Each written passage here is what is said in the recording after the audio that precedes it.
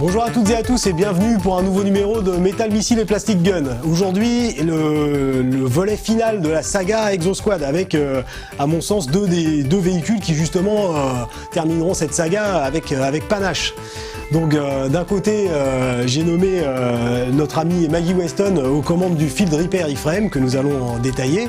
Et puis ici, nous avons l'Exo Walking Light Attack iframe de nouveau notre ami Marsala qui doit vraiment être une grosse vedette de la série puisqu'il a, à l'instar de JT Marsh, il a de nombreuses iframes qui ont son personnage à l'intérieur. C'est ce que j'appelle de la célébrité. Donc, comme son nom l'indique, le Field Reaper est un iframe qui permet bien sûr de combattre sur le terrain, mais aussi de réparer les autres iframes qui sont endommagés, et ceux sur le terrain. Donc vous pouvez de toute façon constater là aussi le design très mécanique et très engin de construction et de réparation de cet iframe.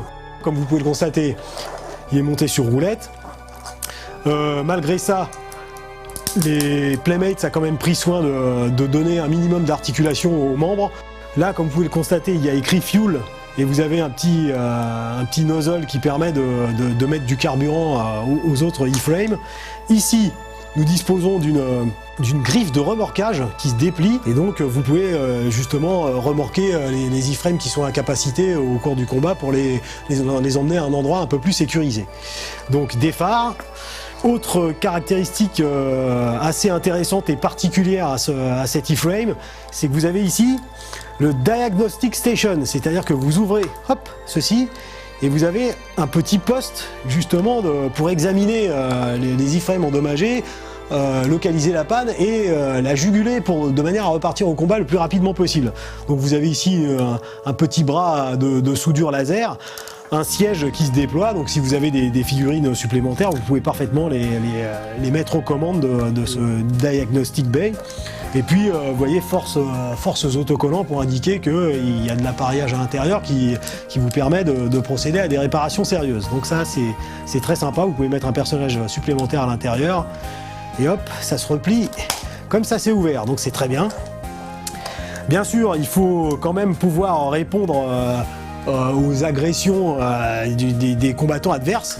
Donc voilà, c'est fait. Nous avons ici, comme vous avez pu le constater, un triple missile qui va triplement signifier à l'ennemi qu'il n'est pas le bienvenu. Lors d'un moment d'intimité, vous êtes en train de réparer l'iframe d'un camarade.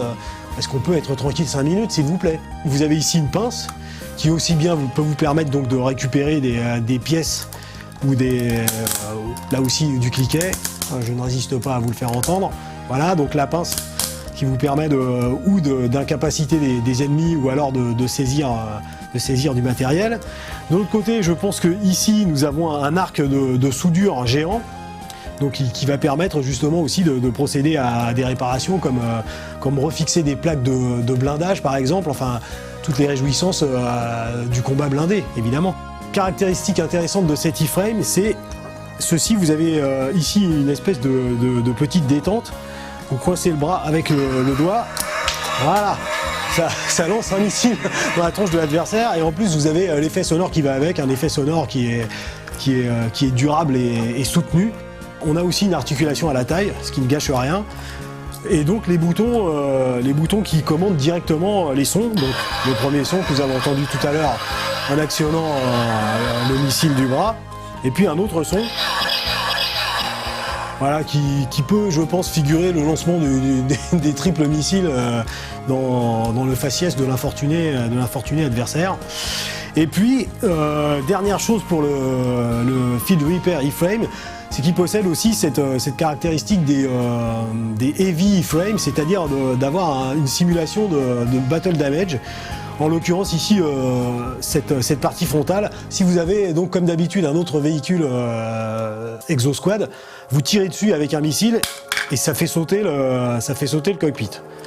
Donc voilà, comme nous l'avons vu de nombreuses fois précédemment, l'interactivité, nous voyons notre ami Maggie Weston aux commandes de son véhicule qui est en danger malgré tout, c'est la guerre. Maintenant nous allons finir avec l'apothéose. J'ai nommé l'Exo Walking Light iframe de cette grande vedette qui est Marsala. Voilà l'objet, un objet qui nous est familier, hein, un gros corps et 2 pattes. J'aime beaucoup la couleur, une espèce de... on risque d'offusquer les spécialistes, une espèce de gunmetal assez clair. Voilà, vraiment une belle bête, hein, imposant, de grosses pattes, des canons sur les pattes. Ici, comme d'habitude, le cockpit s'ouvre.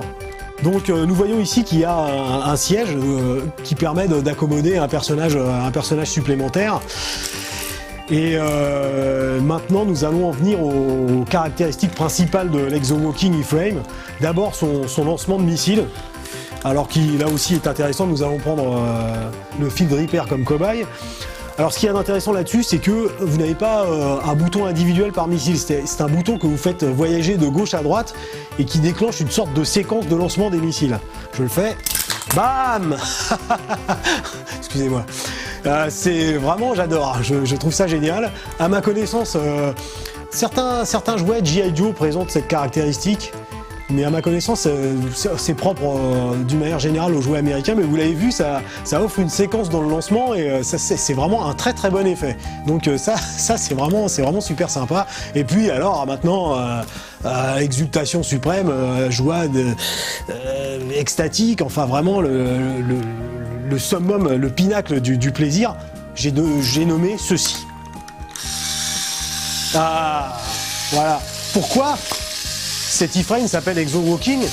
À cause de ça. Comme vous pouvez le voir, il exo-marche. Donc, une marche peut-être un petit peu laborieuse.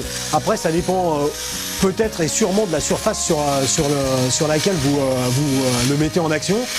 Mais le fait qu'il avance, c'est super sympa. Le radar qui tourne, ça c'est vraiment génial. Et puis, si vous faites attention, vous voyez aussi que le canon latéral va de gauche à droite pendant la marche. Voilà, ce cycle d'Exo-Squad se termine avec ces deux E-frames qui, à mon sens, sont vraiment très très plaisants. J'espère que ça vous a plu. C'est vrai que c'était un peu long, mais je tenais quand même à montrer, je pense que ces jouets et cette série sont relativement méconnus, et je tenais justement à montrer ce dont était capable l'animation et les jouets américains dans les années 90. Faut pas négliger ce genre de truc. J'espère vous avoir fait découvrir quelque chose de plaisant avec Exo-Squad, des engins de guerre motorisés avec différentes possibilités. Cela nous prouve que les jouets sont quelque chose de beaucoup trop sérieux pour être confiés aux enfants.